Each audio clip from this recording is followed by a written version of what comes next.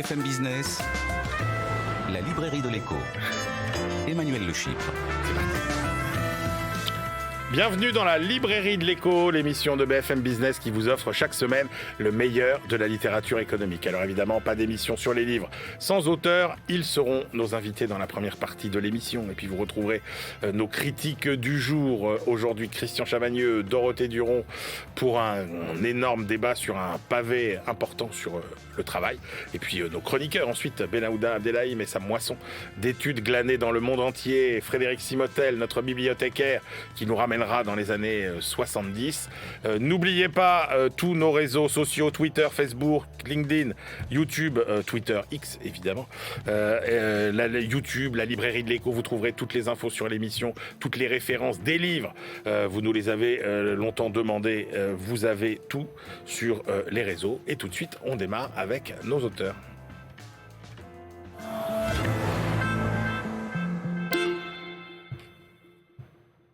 Alors je vous préviens, aujourd'hui dans la librairie de l'écho, on va régler deux grands problèmes, la dette publique et la dette écologique.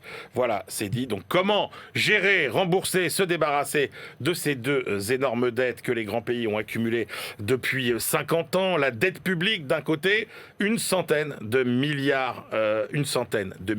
de milliards de dollars, avec un record à presque 100% du PIB mondial aujourd'hui. La dette climatique de l'autre côté qui se compte, elle, en dizaines de milliards de tonnes de CO2, avec là aussi un record, comme la dette publique, 41 milliards de tonnes cette année, et qui se compte aussi en degrés de réchauffement des températures. Sur les deux fronts, il y a urgence, et nos deux invités du jour ont leurs solutions, leurs réponses. Fanny Paris, bonjour. Bonjour. Fanny, vous êtes anthropologue, spécialiste des modes de vie. Vous enseignez à l'école Strat et vous publiez Nos carbones, apprivoiser nos contraintes pour garantir notre avenir aux éditions Payot. Et puis Nicolas Dufresne, bonjour. Bonjour. Vous êtes le directeur de l'Institut Rousseau et vous publiez La dette au XXIe siècle. Comment s'en libérer? C'est chez Odile Jacob. Juste un mot sur l'Institut Rousseau. Alors l'Institut Rousseau, c'est un laboratoire d'idées créé en 2020 qui s'occupe de questions de reconstruction écologique, sociale et républicaine, et donc qui comporte aujourd'hui pas loin de 1500 membres qui travaillent sur tous ces sujets. D'accord, donc le sujet d'aujourd'hui, la dette publique. Alors vous partez d'un constat, Nicolas Dufresne, qu'on ne peut contester. Les recettes traditionnelles pour juguler la dette publique ne marchent pas, ce qu'on appellera les recettes orthodoxes, puisque 30% de dette publique en proportion du PIB en 1980 à l'échelle mondiale, 3 fois plus aujourd'hui. On pourrait aussi parler de la dette privée, et si on additionne le tout, on est aujourd'hui à plus de 300 000 milliards de dollars de dette. Et donc c'est très inquiétant pour deux raisons, parce que d'une part, pour ce qui concerne la dette privée, eh bien, à un moment, les acteurs économiques se retrouvent un peu étranglés et ne peuvent pas faire davantage de crédit. Il y a un économiste qui disait on ne peut pas forcer les gens à manger du crédit. Eh bien, peut-être qu'on va bientôt atteindre ce seuil, parce qu'on voit que progressivement, la dette est en train de rattraper le niveau du patrimoine. Donc, pour être mondial. bien d'accord, vous n'êtes pas un inconscient qui nous dit la dette, c'est pas grave. Et même tout. La dette publique. Et même la dette publique. Alors la dette publique, on a aussi un problème très important qui est les intérêts payés aux créanciers.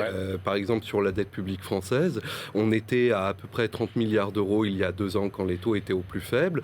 Aujourd'hui, on passe à 50 milliards d'euros par an. Et bientôt, vu que les taux continuent à être élevés, on va être à 80, voire 100 milliards d'euros. Le jour où on atteint ça, ça veut dire qu'un quart du budget de l'État est consacré au remboursement des intérêts. Pourquoi, Nicolas Dufresne, notre dette publique augmente inexorablement et qu'on n'arrive jamais à la réduire? Alors ça, c'est un constat intéressant, parce que on s'aperçoit que nulle part dans le monde, quels que soient les pays et quels que soient les gouvernements, on n'arrive pas à réduire la dette. Et alors, il y a des pays qui ont moins de dette publique, mais qui ont beaucoup de dette privée. C'est par exemple les pays du Nord qu'on cite parfois comme exemple de vertu et d'austérité. En fait, on voit que la dette privée y est beaucoup plus importante que la dette publique. Donc, on voit qu'il y a un phénomène de vase communicant entre la dette publique et la dette privée. Et nulle part, on arrive vraiment à réduire ça. Alors moi, mon analyse, c'est que je pense qu'il y a une des causes profondes, fondamentales de la dette, sur laquelle on ne s'attarde pas beaucoup, qui est le fait que la dette est nécessaire pour la création monétaire. On crée la monnaie qui sert aujourd'hui dans le système économique via la dette. Et pour être bien clair, aujourd'hui, le vecteur principal, le canal principal de création monétaire, c'est le crédit créé notamment par les banques. C'est le crédit bancaire, absolument. Et de plus en plus, on voit que c'est aussi les interventions de la Banque centrale qui vient un peu se substituer à ce crédit bancaire. Alors pour être bien clair. Donc la monnaie et la dette progressent finalement de concert. Ce que vous dites, la vision qu'on a aujourd'hui très orthodoxe de la dette, c'est-à-dire on a une dette, il faut la rembourser, ça ne fonctionne pas. Vous dites, c'est Sisyphe qui pousse son rocher de l'austérité. Exactement. Voilà. Mais vous dites attention de l'autre côté, tous ceux qui nous disent la dette, c'est pas grave, on va arrêter de la rembourser, on annule tout, on raye tout d'un trait de plume. Ce que vous appelez vous les hétérodoxes, vous dites attention, c'est pas raisonnable non plus, comme de considérer que la seule solution, c'est d'augmenter la fiscalité sur les riches, etc. Oui, alors il y a plusieurs éléments. En effet, l'austérité, il y a encore eu un papier du FMI qui l'a montré il y a quelques jours. Les pays qui pratiquent l'austérité, généralement, n'arrivent pas à rembourser leurs dettes plus facilement. C'est même l'inverse. L'endettement s'aggrave et finalement, il y a une raison très simple à ça. C'est que la dette publique, qu'est-ce que c'est ? C'est l'ensemble des dépenses publiques qui ont servi dans l'économie et qui n'ont pas encore été récupérées sous forme d'impôts. Si on veut absolument rembourser la dette publique en baissant les dépenses publiques ou en prélevant davantage d'impôts, sur qui on va prendre tout ça? Sur le secteur privé. Et donc finalement, on va réduire la richesse disponible du secteur privé. Et en même temps, vous l'avez dit, et vous avez parfaitement raison, la dette n'est pas sans conséquences. Et il y a des conséquences terribles, il y a des conséquences en termes d'intérêt, il y a des conséquences où on peut dire que la dette finit par travailler contre elle-même dès lors que les acteurs n'arrivent plus à s'endetter et donc à injecter la monnaie nécessaire dans l'économie. Et c'est pour ça qu'à un moment, il faut, à mon sens, réussir à passer au-delà et réussir à penser la monnaie après la dette, c'est-à-dire préserver l'injection monétaire, mais sans forcément tout le temps l'associer à une forme de dette. En fait, l'idée force dans votre livre, c'est de dire, aujourd'hui, on crée de la monnaie, forcément ça génère de la dette. Voilà. Vous insistez bien sur un point, vous dites, la dette, c'est un mode de financement qui doit être réservé aux investissements rentables. Tout à fait. On peut s'endetter si on investit sur des nouvelles technologies, des infrastructures, etc. En revanche, pour financer d'autres besoins qui sont des besoins régaliens, qui sont des besoins pour financer les biens communs, il faut trouver des moyens, mais qui ne conduisent pas à un endettement. C'est quoi ces moyens ? Alors, ça peut être plusieurs choses, mais je reviens sur le constat que vous faites, qui est très important. C'est-à-dire que la dette, notamment par le crédit bancaire, un banquier vous accorde de l'argent dès lors qu'il sent que vous allez avoir les revenus pour rembourser, ou alors que les investissements que vous allez financer vont générer par eux-mêmes les revenus nécessaires pour rembourser. Or, dans la sphère publique, il y a toute une série de dépenses, préserver les forêts, préserver les zones humides. Je travaille à la commission du développement durable de l'Assemblée nationale, je suis très sensible à ces sujets. Eh bien, tous ces investissements-là ne génèrent pas par eux-mêmes des bénéfices permettant de les rembourser. Donc, il faut se poser une question fondamentale qui est, est-ce que le financement par la dette est un bon mode de financement pour toutes ces dépenses ? Comment on les finance ? Alors, comment on peut faire ? Eh bien... ce que je propose, c'est de recourir à une création monétaire libre de dette, au bénéfice des États, qui soient contrôlés évidemment pour ne pas être inflationniste, pour ne pas être exagéré, par un Parlement du crédit et de la monnaie. Vous savez, c'était le Conseil national de la résistance dans les années juste après la guerre qui prévoyait de mettre en place un Parlement du crédit et de la monnaie pour sélectionner des investissements qui bénéficieraient de cette création monétaire sans dette. Alors je caricature, mais en gros, on sélectionne des projets et la Banque de France dit « moi je crée la monnaie, je finance ». Tout à fait. Tout à fait. Alors je sais que ça peut paraître un peu... le problème c'est que dans l'histoire ça a toujours abouti à des catastrophes. Parce qu'on a tendance, vous voyez bien, les gouvernements ont tendance à ne pas résister, à mettre trop les doigts dans le pot de confiture. Et ça aboutit à l'hyperinflation, etc. Alors... C'est pour ça qu'il ne faut pas que ça soit que les gouvernements. C'est Ouais. pour ça que je parlais d'un Parlement du crédit et de la monnaie où il y a différents acteurs qui sont associés, où on gère la monnaie finalement comme un bien commun. Mais vous savez, dans l'histoire, on a aussi des exemples de création monétaire qui ont très bien marché. Par exemple, quand on avait un système d'avance de la Banque centrale au Trésor pendant toutes les 30 glorieuses, et ben finalement on arrive en 1974, la dette publique de la France n'est que de 20%. Elle n'a jamais été aussi faible, alors qu'au sortir de la guerre, elle était très importante. Vous savez, on a aussi, avec tout ce qu'on peut critiquer de la Chine, mais aujourd'hui la Chine ne se prive pas d'utiliser à fond cette arme monétaire, et résultat, en moins de 10 ans, là où l'Europe était leader dans certaines technologies du transport terrestre, de l'éolien, du solaire, aujourd'hui la Chine, grâce à sa création monétaire, a réussi à prendre les devants. On est d'accord que sur les dettes actuelles, on ne change rien, on continue, on les rembourse à nos créanciers. Alors, il faut les rembourser à nos créanciers pour pas créer de panique particulière, mais on a un créancier qui est un peu spécial aujourd'hui, qui s'appelle la Banque Centrale Européenne. Et la Banque Centrale Européenne, il faut savoir qu'aujourd'hui, elle détient 4 500 milliards d'euros de la dette des États de la zone euro. C'est la dette Covid en grande partie. Alors, c'est la dette Covid, et ça a commencé avant avec le quantitative easing dès 2015, où cette dette s'est accumulée. Ça, j'ai envie de dire, c'est pas très grave, parce que face à la dette Banque Centrale, il n'y a personne en face. Il n'y a pas le retraité japonais ou le fonctionnaire californien qui a prêté son argent. Vous avez parfaitement raison, il n'y a personne en face, et une banque centrale ne doit de l'argent à personne, son passif n'est exigible par personne. Et alors du coup, on peut se poser une question qui est volontairement provocatrice. J'avais fait partie d'un groupe d'économistes qui avait lancé une tribune en 2021 sur cette question. Pourquoi forcément rembourser la Banque centrale alors que son passif n'est exigible par personne et qu'aujourd'hui les États doivent rembourser cette somme? On parle et qu'en plus les bénéfices faits sur les taux d'intérêt sont reversés à l'État. Alors, vous avez raison en temps normal, mais plus aujourd'hui. C'est-à-dire qu'aujourd'hui, les banques centrales ne font plus de bénéfices, donc elles ne reversent plus les intérêts. Concrètement, ça veut dire quoi en termes d'impôts ? Alors, qu'est-ce que ça veut dire en termes d'impôts ? Écoutez, on pourrait, voyez, si on veut s'obstiner dans un remboursement de la dette publique, on ne pourra pas le faire sans une augmentation des impôts.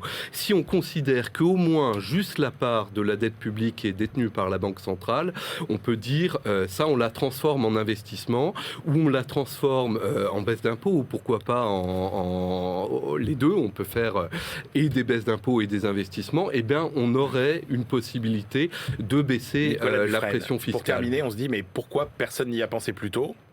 Alors, je ne dis pas forcément que c'est parce que c'est une idée qui n'est pas intéressante, mais vous dites, il y en a qui y ont pensé quand même, et qui ont commencé. Par exemple, au Japon, ce qu'on a appelé les Abenomics, vous dites, c'est un début de monnaie libre, en fait, de création monétaire libre. Vous avez parfaitement raison, c'est un début de monnaie libre parce que la Banque centrale du Japon s'est mise à acheter des fonds indiciels, les fameux ETF, pour pas être trop compliqué, c'est donc des fonds qui regroupent des actions d'entreprise, et quand elle achète cela, elle le fait par création monétaire, et évidemment, il n'y a pas de dette derrière. Elle achète des actions, elle participe comme ça au financement de l'économie, ce qu'on ne fait pas en Europe. En Europe, on achète des obligations, mais on n'achète pas directement des parts dans le financement de l'économie.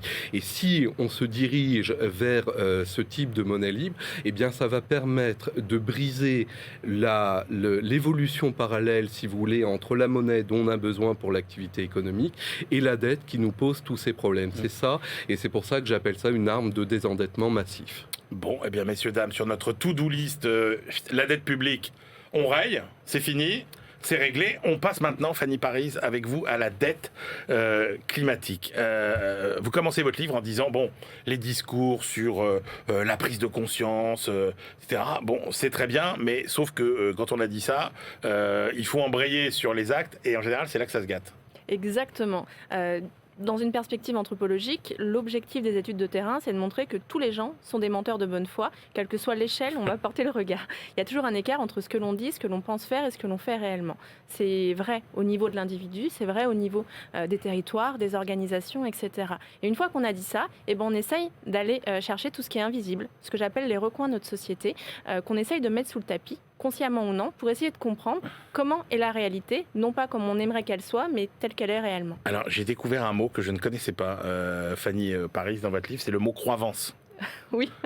Et vous citez les croyances et vous citez les croyances. Oui. C'est quoi les croyances? Les croyances, c'est la capacité à construire un discours où on sait qu'il est faux, mais par contre, il va donner du sens à la réalité. C'est une sorte de pansement sur une réalité. C'est ce qu'on peut appeler également la pensée magique, où quand on a un écart trop grand entre un idéal et la réalité des pratiques, on va s'arranger avec nous-mêmes et on va mettre un pansement, une croyance qui va nous permettre de donner de la cohérence à quelque chose qui n'en a pas.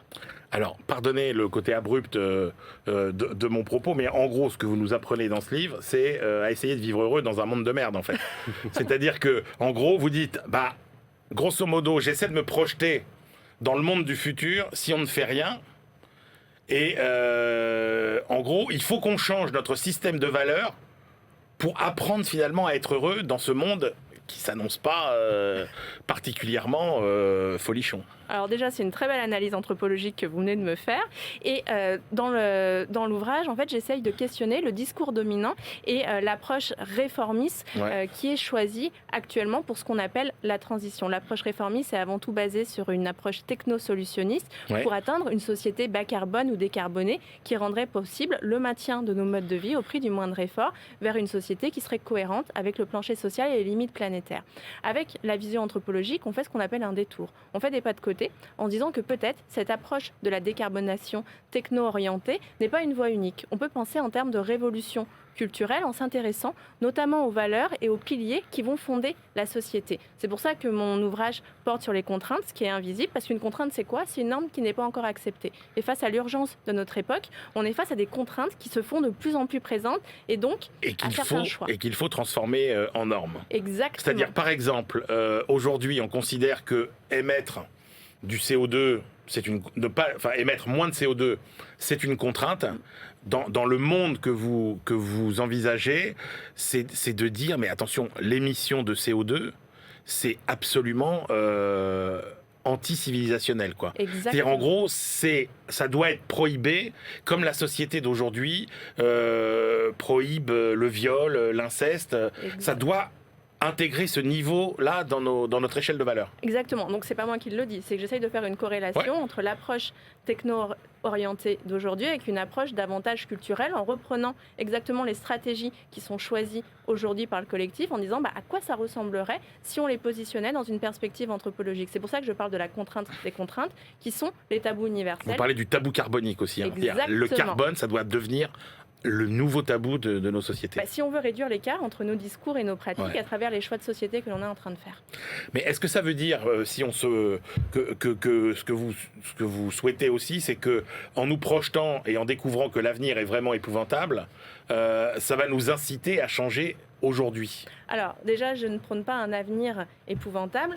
Je montre que les contraintes et les normes actuelles de notre société ne sont pas en cohérence avec l'urgence sociale et environnementale et qu'il y a une nécessité de réinventer les manières de faire société et d'institutionnaliser certaines contraintes en normes. Il y a plein d'autres sociétés qui ont choisi d'autres voies pour vivre ensemble et qui ne sont pas forcément malheureuses si elles n'ont pas le dernier iPhone ou si elles ne roulent pas en voiture électrique. C'est plus un appel à la déconstruction qui vise à questionner les choix de société et les routines qui nous amènent à perdre pied avec la réalité. Oui, mais là où c'est compliqué, c'est que les sociétés que vous évoquez, on a l'impression qu'elles se sont construites comme ça. Alors que nous sommes construits sur la consommation, sur la pollution, sur l'hyper-utilisation de l'énergie, etc. Mais il va falloir qu'on change. Donc, c'est quoi le chemin pour rééchelonner justement nos valeurs ? Ce qui est hyper intéressant, c'est que depuis une quinzaine d'années, les individus ont énormément changé d'un point de vue individuel et même les entreprises.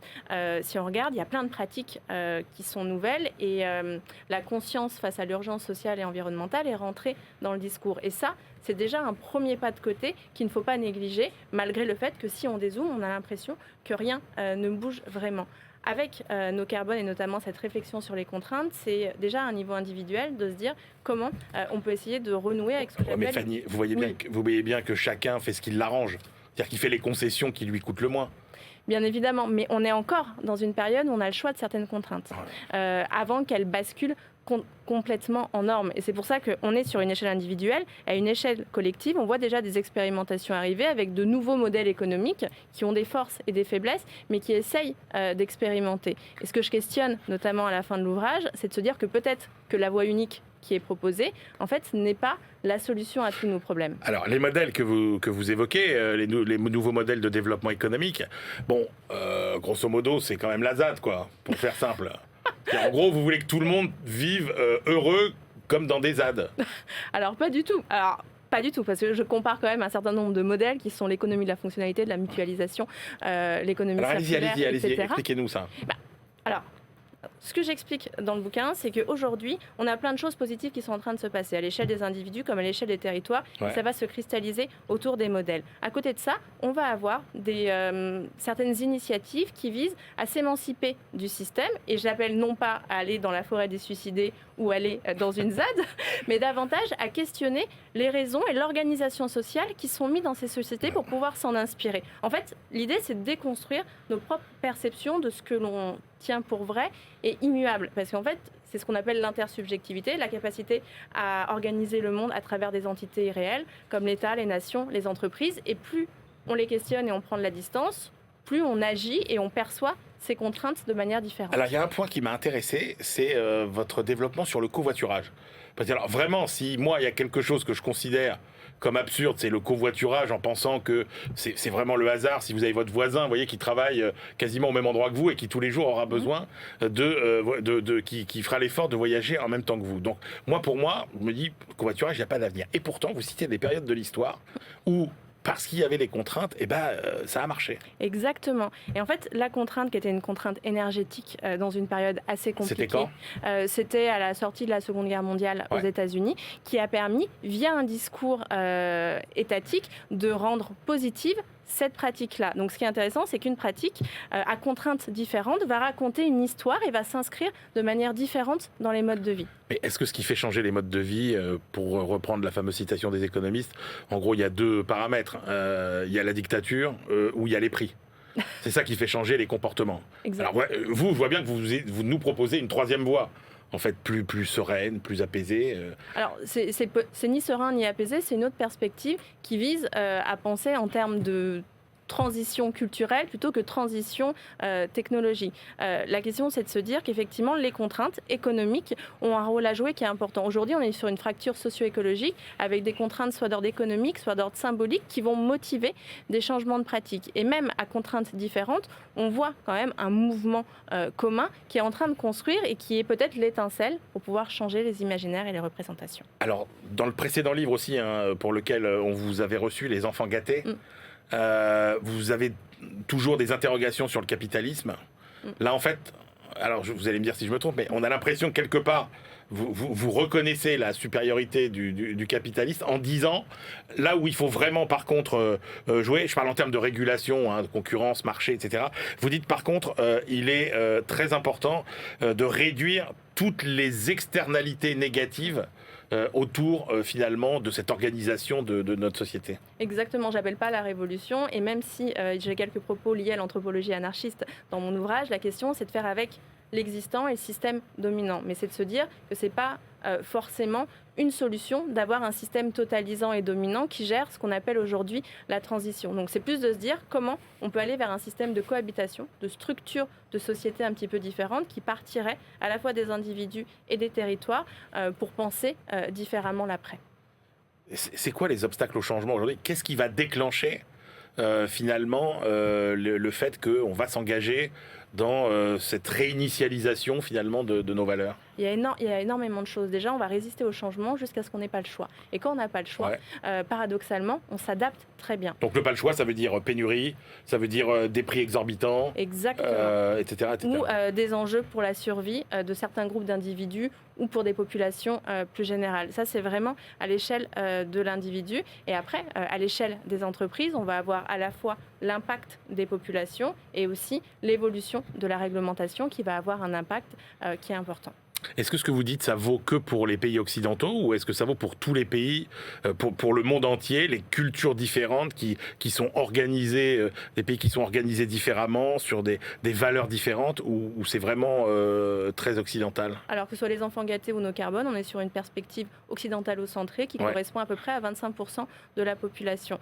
Et à beaucoup plus en termes de pollution. Exactement. Et comme je le développe dans mes travaux, l'idée c'est de montrer en fait le coût socio-énergétique des Occidentaux qui ont plus à perdre dans ces enjeux-là, tout en questionnant l'impact de l'émergence des classes moyennes mondiales et le discours qu'on a mis sur la société du siècle dernier, qui est encore en vigueur dans plein d'endroits du monde et qui vient aussi questionner notre pertinence et notre bien fondé à avoir ce discours-là. Pour terminer, Fanny Paris, vous dites qu'il y a 10 piliers à cette société no carbone. Est-ce que vous pouvez nous citer les principaux ? Alors, le principal, c'est celui de l'éco et de la coévolution, en disant comment on peut...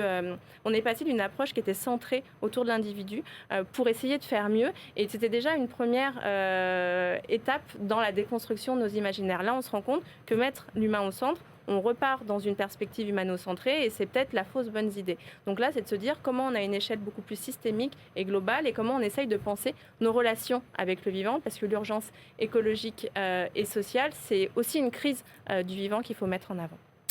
Merci beaucoup à tous les deux pour ces deux ouvrages passionnants qui nous emmènent sur des terres inconnues. Mais voilà, on défriche des nouvelles voies pour essayer de résoudre les problèmes qui sont les nôtres. Nicolas Dufresne, La dette au XXIe siècle, comment s'en libérer, c'est chez Odile Jacob. Et puis Fanny Paris, No carbone, apprivoiser nos contraintes pour garantir notre avenir, c'est chez Payot. On se retrouve tout de suite pour la deuxième partie de l'émission.